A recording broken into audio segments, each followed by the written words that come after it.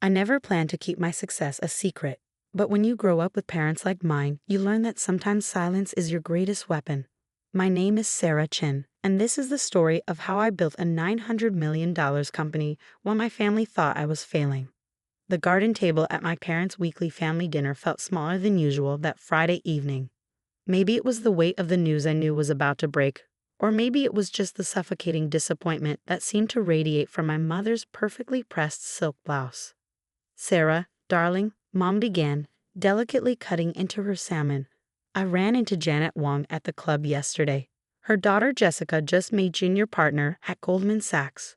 She paused, letting the achievement hang in the air like a guillotine blade. "Wasn't she in your class at Harvard?" I took a slow sip of water, already knowing where this was heading. "Yes, Mom, we had several classes together."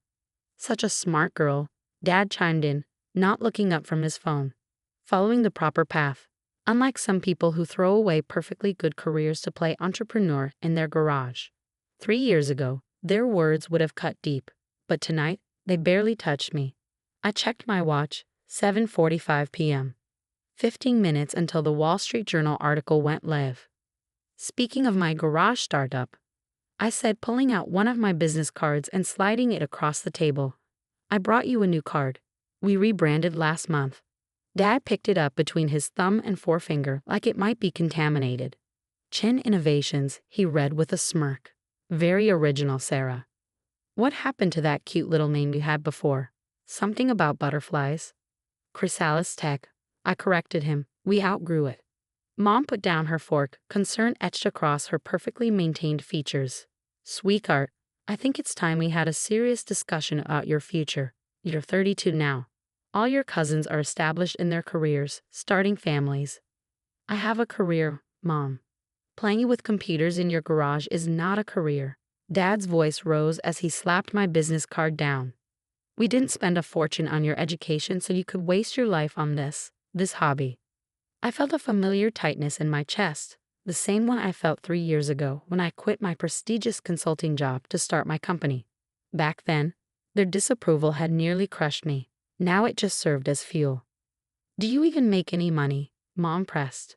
"When was the last time you took a real vacation or bought new clothes? That blouse you're wearing, I swear I saw it at last year's Christmas dinner." I touched the simple blue silk blouse, one of my favorites, actually, and smiled. "I do all right, Mom." "All right," Dad scoffed. "Your brother James just closed a $50 million deal at his firm. That's doing all right. You're playing pretend CEO with a bunch of computer nerds." 7:55 p.m. 5 minutes to go. The thing about my parents is that they've always measured success in very specific ways. Prestigious job titles, designer labels, luxury cars, and country club memberships. When I graduated from Harvard Business School, they had my life planned out perfectly. Join a top consulting firm, check. Climb the corporate ladder, started. Marry a suitable man from our social circle, pending, and live the life they'd worked so hard to provide. Instead, I discovered something they couldn't understand, a vision. It happened during a routine consulting project. I was helping a major bank upgrade their cybersecurity systems when I noticed a fundamental flaw in how financial institutions handled digital transactions. There was a gap, small but significant, that no one else seemed to see, a way to make digital banking not just secure, but virtually unhackable. The idea consumed me. I spent months researching, developing, testing. When I finally understood what I had, I tried to explain it to my firm's partners. They patted me on the head, metaphorically, and told me to focus on my assigned projects. So I quit. The day I told my parents I was leaving my six-figure consulting job to start a cybersecurity company, you'd have thought I'd announced I was joining a cult. Mom cried. Dad yelled. My brother James, the golden child, tried to have me committed for a mental health evaluation. "At least tell me you're still meeting with that nice Richard Wong," Mom said now, bringing me back to the present. "His investment firm is doing very well, and he comes from such a good family." I checked my phone. 7:59 p.m. Actually, Mom, Richard's firm tried to invest in my company last year. Really? Dad's head snapped up. What happened? I turned them down. Their valuation was too low. Mom threw up her hands. Of course you did. Heaven forbid you take advice from successful people who know what they're doing. 8 o'clock p.m. Right on cue, 3 phones chimed simultaneously, mine, Dad's, and James's, who had been uncharacteristically quiet all evening. Breaking news alerts from the Wall Street Journal. What the Dad's voice trailed off as he read the headline. His face, normally tanned from weekend golf sessions, went pale. Mom looked between us. Robert, what is it? James let out a low whistle as he read his phone. Holy shit, Sarah. With trembling fingers, Dad read the headline aloud. Tech startup Chen Innovations reveals revolutionary banking security protocol. Major banks bid war drives valuation to $900 million. The silence that followed was the sweetest sound I'd ever heard. You see, while my parents thought I was failing, playing entrepreneur in my garage, I've been building something revolutionary. Those computer nerds they dismissed, world-class engineers and cryptographers who believed in my vision. That garage, a secure development facility with more computing power than most universities. And today, after 3 years of work, dozens of patents, and successful pilot programs with 3 major banks, we were finally going public with what we built. 900 million? Mom stammered, reaching for Dad's phone.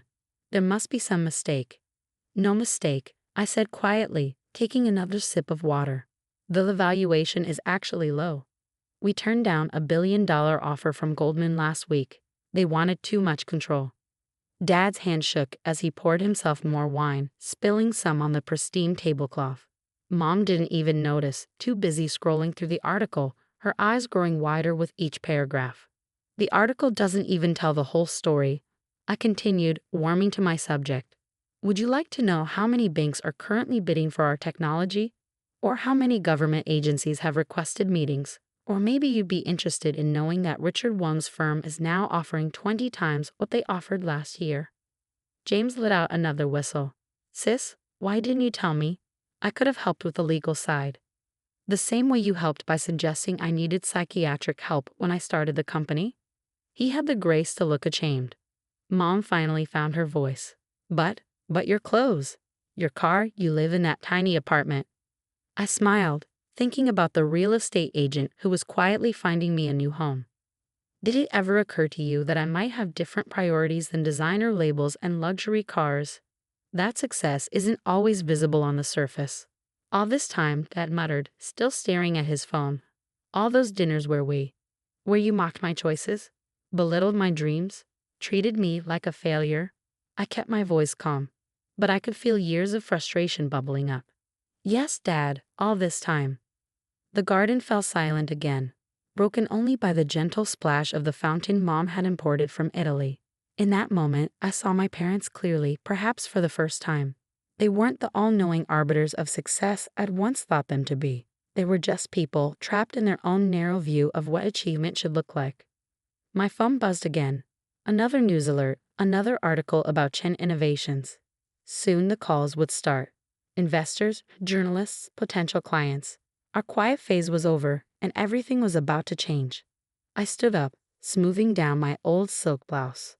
I should go. It's going to be a busy few days. Sarah, wait, Mom called out as I reached for my bag. We should celebrate. I'll call the club, arrange a party. Actually, I'm hosting a company celebration next week. Nothing fancy, just a dinner for my team. The brilliant computer nerds who helped build this company. You're welcome to come if you'd like to meet them. I walked to my car, my practical 3-year-old Toyota, leaving them at the table, still shell-shocked. As I drove away, I caught a glimpse of them in my rearview mirror. Dad still staring at his phone, Mom dabbing at her eyes with her napkin, James shaking his head in disbelief. Part 2. The Truth Behind Success. The next morning, my office was barely recognizable. Gone was the peaceful space where I'd built my company. In its place, a whirlwind of activity filled every corner. PR teams huddled around conference tables, investors waited in the lobby, and my phone hadn't stopped ringing since dawn. Sarah, Goldman's on line 3, my assistant Rachel called out as I navigated through the chaos. And your mother's called 6 times. I paused. Of course she had. Take messages for both. My garage startup occupied the top 3 floors of a renovated warehouse in the city's tech district. Not that my parents had ever visited to know this. The garage they imagined was actually 30,000 square feet of state-of-the-art research and development space. The computer nerds were a team of over 100 brilliant engineers, cryptographers, and security experts from around the world. Team meeting in 5, I announced, heading to our main conference room. As I walked, I caught my reflection in a window, still wearing yesterday's old silk blouse. Mom would be horrified. The thought made me smile. The conference room filled quickly. These faces, some tired from working through the night, others excited by our public revelation, were the real story behind Chen Innovation's success. People who believed in the vision when it was just sketches on a whiteboard. First, I began, looking around the room. Thank you all for your extraordinary work. The security protocols we've developed together will change how the world handles digital transactions. You should be proud. Dr. Patel, our lead cryptographer, raised his hand. What about the acquisition offers? Ah, the billion-dollar question. Literally. As of this morning, we've received offers from 6 major banks and 3 tech giants. I paused, letting that sink in. But we're not selling. The room erupted in cheers. They understood what I'd known from the beginning. Our technology was too important to be controlled by any single institution. My phone buzzed again. Another text from Mom. Darling, the club is free next Saturday for your celebration. I've already spoken to the event planner. I put the phone away. She still didn't get it. Later that afternoon, as I finally caught a moment alone in my office, my mind wandered back to how this all started. Not the moment I discovered the security flaw. That was just the spark. The real beginning was a conversation I had with my grandmother before she passed away. I was still at my consulting job, miserable but too afraid to leave. Grandma Chen, unlike her son, my father, had built something from nothing. She'd arrived in America with $10 and a dream, eventually building a successful import-export business. Sarah, she'd said, holding my hand in her hospital room. There are 2 kinds of people in this world. Those who build their dreams and those who live in the dreams others built for them. Your father, he chose the second path. But you, my girl, you have the builder's spark in your eyes. She passed away 2 weeks later. I quit my job the next day. The early days were brutal. I emptied my savings, sold my designer wardrobe, much to Mom's horror, and moved into a tiny apartment to fund initial development. My first team members worked for equity because I couldn't afford salaries. We really did start in a garage, my landlord's, actually, which we rented for extra workspace. Dad's words from those days still echoed. You're throwing your life away on a fantasy. But we weren't. Every sleepless night, every failed test, every ramen dinner brought us closer to something revolutionary. Our security protocol didn't just patch the vulnerability I'd discovered, it completely reimagined how digital systems could protect themselves. A knock at my office door broke through my memories. James stood there, looking uncomfortable in his $1,000 suit. The receptionist almost didn't let me up, he said, attempting a joke. Quite a change from your garage. I gestured for him to sit. What brings you here, James? Mom's crying, Dad's drinking, and I? He trailed off, looking around my office. I owe you an apology. That mental health evaluation thing. I was wrong. Yes, you were. He fidgeted with his tie. Look, my firm would love to handle your legal work. With all these offers coming in. Stop, I held up my hand. That's not an apology. That's an attempt to profit from my success. His face reddened. Sarah, be reasonable. We're family. Funny, that didn't matter when you all thought I was failing. Another knock saved him from responding. Rachel poked her head in. Sorry to interrupt, but the team needs you. We're seeing some unusual patterns in the test deployment. I stood up. I have to go. Real work to do. Sarah, James called as I reached the door. How did you know? How did you know it would work when everyone said you were crazy? I thought about Grandma Chen, about those early days in the actual garage, about the moment our first prototype succeeded. I didn't know, I answered honestly. I just knew I had to try. That's the difference between builders and dreamers, to James. Builders don't need certainty. They just need courage. Leaving him in my office, I headed to the R&D floor where my team was gathered around a bank of monitors. This was my real family, the ones who believed, who built, who sacrificed. Dr. Patel waved me over. Look at this pattern in the neural network. It's evolving faster than our projections. As I lost myself in the technical discussion, my phone buzzed one last time. A text from Mom. Darling, please. Let us make this right. We're having a small dinner party tomorrow. Just a few close friends who'd love to hear about your success. I turned off the phone.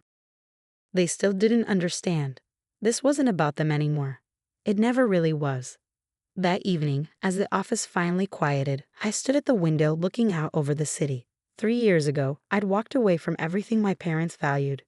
Prestige, security, status. In their eyes, I'd chosen certain failure. But standing there, watching the sunset reflect off neighboring buildings, I realized something important. Success isn't just about proving others wrong. It's about proving yourself right. My practical Toyota still sat in the parking lot, now surrounded by news vans. The old silk blouse hung comfortably on my shoulders. Tomorrow, I face more investors, more journalists, more family drama. But tonight in this moment, I was exactly where I needed to be. My phone lay silent on my desk, but I knew what was happening across town. Mom would be calling her friends, trying to spin this revelation into something that fit her worldview. Dad would be researching my company, finally reading the patents he dismissed as fantasy. James would be calculating how to benefit from his connection to me. Let them. Their actions said more about them than they ever did about me. Dr. Patel appeared at my door. Sarah, the team's ordering dinner. That little Vietnamese place you love.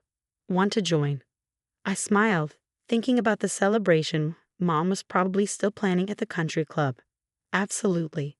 As we walked to the elevator surrounded by empty energy drink cans and whiteboards covered in complex algorithms, I felt a deep sense of peace. This was success, not the valuation, not the headlines, but this. Building something meaningful. Leading a team that shared my vision. Staying true to myself even when everyone I loved said I was wrong. The next morning, a package arrived at my office. Inside was an old, worn business card for Chen Imports and Exports, and a handwritten note. Found this in your grandmother's things. Thought you should have it. Dad. I pinned the card to my wall, right next to my joke of a business card that he'd mocked just days ago. Grandma Chen would have understood. She would have been proud not of the $900 million valuation, but of the courage it took to get here. My phone buzzed. Rachel this time. The Pentagon's on line 1. They want to discuss potential applications. I smiled, picking up the phone. Time to build something even bigger. Because that's what builders do. We don't wait for permission. We don't need validation. We see possibilities where others see problems, and we have the courage to chase them. As for my parents, maybe someday they'll understand that success isn't always measured in designer labels and country club memberships. Maybe they'll learn that true achievement often comes quietly, wrapped in determination and late-night coffee runs rather than silk and status. But even if they don't, I know who I am. I'm Sarah Chen, and I build things that matter.